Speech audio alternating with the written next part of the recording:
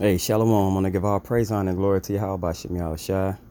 Double honor to the apostle, Nelson Great Millstone. Peace and salutation to the elect throughout the four winds, pushing this truth and sincerity and giving all diligence. Okay. It was something I went through with someone, and they seem to, people seem to get the impression, mostly Christians, seems to get the impressions that the New Testament is basically something totally separate from the Old. Okay. So through the Spirit, man, I hope this is edifying, so we can get a better understanding of all these things I just recited. And this will be like a series, a very long series of videos. Okay. This is Isaiah 7 and 14. It says, therefore, the Lord himself shall give you a sign. Behold, a virgin shall conceive and bear a son, and shall call his name Emmanuel. Now, let's go to the New Testament and see where this was basically recited at. Matthew 1 and 3. And this first video series is going to be basically for, everything from the book of Matthew that was quoted from the Old Testament. Okay, it says, behold, a virgin shall be with child and shall bring forth a son, and they shall call his name Emmanuel, which being interpreted, God with us. So you're basically seeing prophecy being fulfilled. That's why you have scriptures like the spirit of the prophets are subject to the prophets, because they would be saying the same things, kind of like us today. What are we doing? We're basically reciting everything from both old and new. Okay? If you can receive it. We're reciting old and new. All right? Old Testament, Micah 5 and 2. But thou, Bethlehem, Ephrath, thou, though thou be a little among the thousands of Judah, yet out of thee shall he come forth, and to me that is to be ruler of Israel, whose goings forth have been from of old, from everlasting. Where do we see that in the New Testament? Matthew 2 and 6. And thou, Bethlehem, in the land of Judea, art not the least among the princes of Judah, for out of thee shall come a governor that shall rule my people Israel. All we have is things being recited. Okay? But the heathens, the true heathens, the Gentiles, they seem to think that something changed from the old to the new. That it was something that basically made a difference to where they could be a part of everything now. All you're seeing is the same things being recited. It's almost word for word. Okay? Old Testament, Hosea 11 and 1. When Israel was a child, then I loved him and called my son out of Egypt. Where do we see that in New Testament? Matthew 2 and 15. And was there until the death of Herod, that he might that it might be fulfilled, which was spoken out of the Lord by the prophet, saying, out of Egypt have I called my son. Same thing. Okay? Old Testament, Jeremiah 31 and 15. Thus saith the Lord, a voice was heard in Ramah, lamentation and bitter weeping. Rahel, weeping for her children, refused to be comforted for her children because they were not. Where do we see that? New Testament, Matthew 2 and 18. In Ramah was there a voice heard, lamentation and weeping and great mourning. Rachel, weeping for her children, and will not be comforted because they are not. We're not in our land. Okay? We're in captivity. You see this? It's the same exact thing. one only recites the other. Okay? It's like making it clear.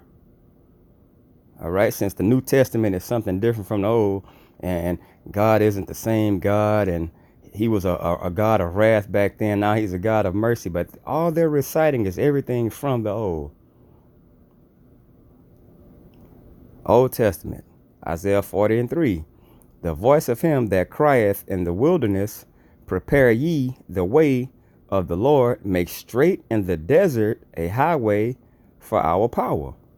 Where do we see that in New Testament? Matthew 3:3.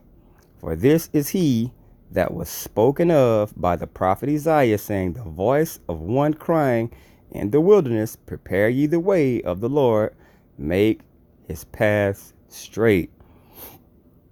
I mean, it's spot on, every one of them. Okay? Old Testament, Deuteronomy 8:3. And he humbled thee and suffered thee to hunger and fed thee with manna which thou knowest not, neither did thy fathers know, that he might make thee know that man doth not live by bread alone, but by every word that proceeded out of the mouth of Yahweh Shem Yahshua doth man live. Jump right here to Matthew 4:4, New Testament. But he answered and said, it is written, man shall not live by bread alone, but by every word that proceedeth out of the mouth of Yahweh Shem Yahshua. Plain and simple. Plain and simple. Old Testament, Psalms 91:11-12. For he shall give his angels charge over thee, to keep thee in all thy ways. Okay? It says, they shall bear thee up in their hands, lest thou dash thy foot against a stone.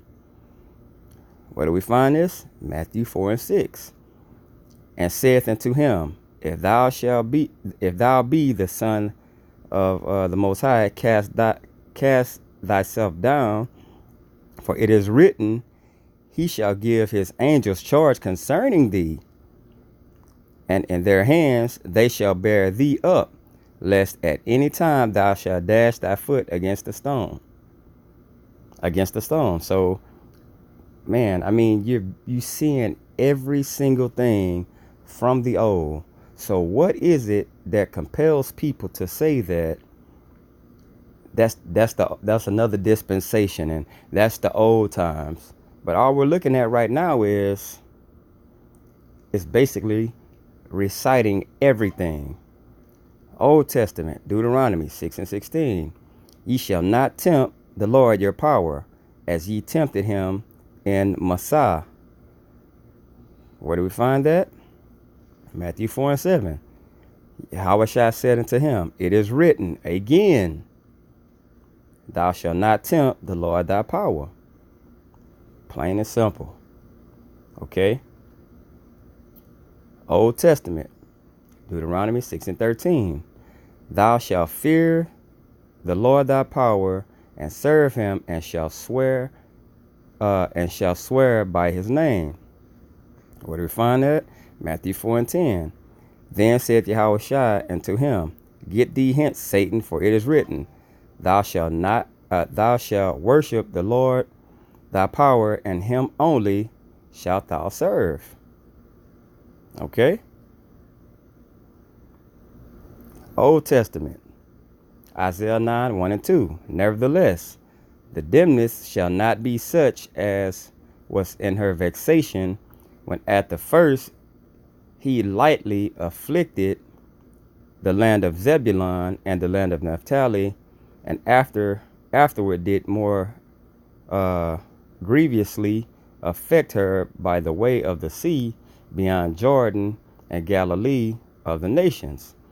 The people walked in darkness, have seen a great light. They that dwell in the land of the shadow of death, upon them hath the light shined. Where do we see this? Matthew 4:15-16.